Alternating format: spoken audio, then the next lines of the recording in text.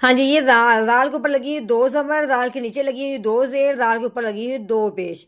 दो ज़बर, दो ज़ेर, दो पेश को तनवीन कहते हैं। तनवीन को पढ़ने से पहले अगले हरफ को देखा जाता है कि अगला हरफ हरूफ हल्की में से, ये लाम रॉ में से तो नहीं आया, लेकिन ये दाल है, ना तो ये हरूफ हल्की में से है, ना तो लाम रॉ में से है, इसलिए हमने तनवीन पे गुना करना है, वो भी कौन सा? इख्फा का। करेंगे राल दो जबर राल के नीचे तनवीन आ गई, आगे राल रुफे हल्की में से भी नहीं है, लाम और रॉ में से भी नहीं है, तो तनवीन पे गुना करेंगे, वो कौन सा? इक्फा का। राल दो जेर दियो, राल के ऊपर तनवीन आ गई, आगे है रो रुफे हल्की में से भी नहीं है, लाम और रॉ में से भी नहीं है, इसलिए हमने क्या करना है? तनवीन पे गुना करना है, कौन सा? इक्फा का। राल दो पेश